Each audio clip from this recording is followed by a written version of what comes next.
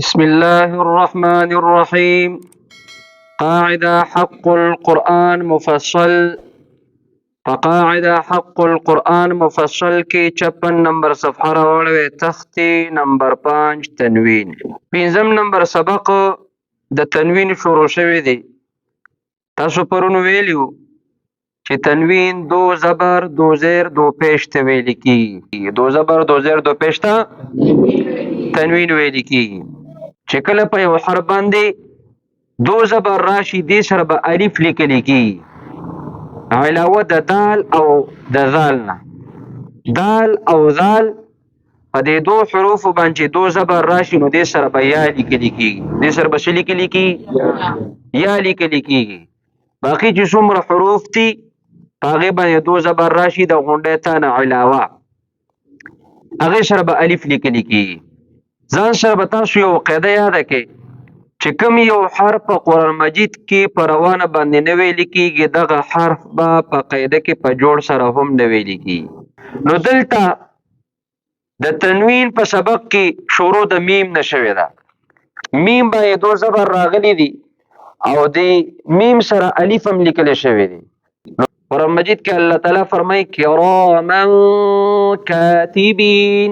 کراما راغلی دی کنه الف سره لیکل شوی دی. نو دغه الف په روانه نه ویل کېږي.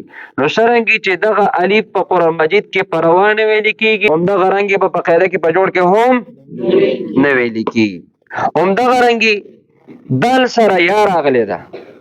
دال دو زبر دن دې سره یا لیکل کېږي. دې حروف ته حروف مرسوم ویل کېږي. دې حروف ته حروف مرسوم ویل کېږي. میم را سین واو میم مرسوم.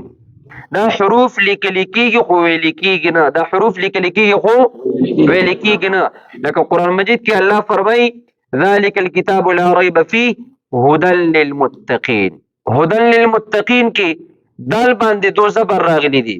دې سره یا لیکل شوی ده. دا یا ورسره لیکل کېږي خو ویل کېږي نه. دا یو قاعده به تاسو ځان سره پخه یاده کړئ چې کوم یو حرف په قرآن مجید کې په روانه نه ویل کېږي دغه حرف په قاعده کې په جوړ کې هم نه ویل کېږي. او چې کوم یو حرف په قرآن مجید کې په روانه ویل کېږي دغه حرف په قاعده کې په جوړ کې هم ویل کېږي. چې په کوم یو حرف باندې دو زبر دو زیر دو پیش راشي دغه حرف ته حرف منون ویل کېږي. دغه حرف ته حرف منون ویل کېږي. او ځان سره به یو بل قاعده ذهن کې وساتئ چې د تنوین په سبق کې د تنوین په تختی کې به غنه آنی والا قاعده جاری کېږي او غنه زمانی والا قاعده به نه جاری کېږي. د غنه آنی قاعده به ځکه جاری کېږي چې غنه آنی د تنوین ذاتی حق دی. او د تنوین په تخته کې په 5 نمبر سبق کې د غنه زمانی والا قاعده ځکه نه جاری کېږي چې په دې کې د غنه زمانی قواعد نشته. غنه زمانی د پر چې کوم قواعد دي هغه په 5 نمبر سبق کې نشته. نو دی وجه نه په دې کې غنه زمانی نه جاری کېږي. اواز راکړه میم دو زبر من.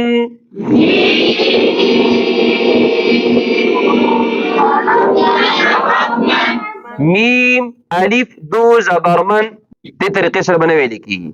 او په دې من کې به ډېره غنم نه کوو. داسې به نه ویو میم دو زبر من من داسې به نه ویل کېږي. ډېر اواز په من کې پوزې د بوتلل دا د قانون خلاف دي. دا د څه خلاف دي؟ د قانون خلاف دي. ځکه چې په دې کې غنه زمانی ولا قاعده نشته نو پوزې ته به اواز ډېر نه بوځو. میم دو زبر من.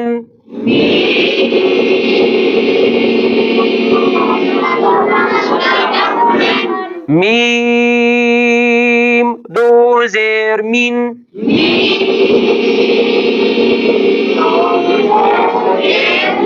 یو شان آواز راکوي میم دو پیش مون.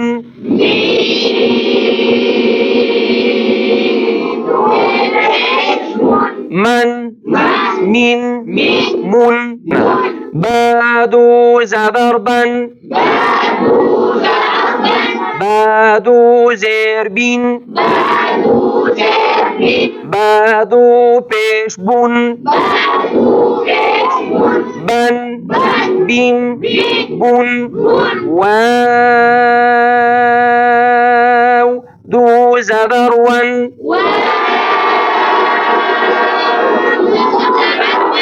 واو دو زیر وین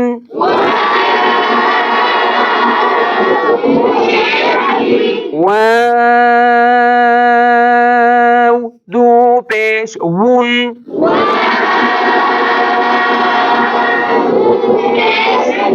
ون وین وون فادو زبر فن فادو زیر فین فادو پیش فون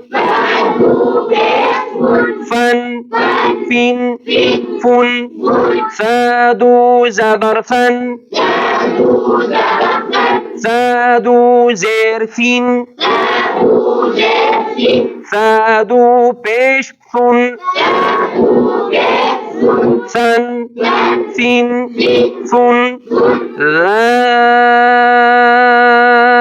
دو زبر ذن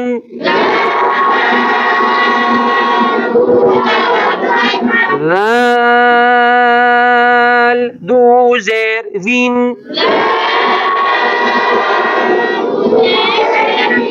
ذال دو پیش ذن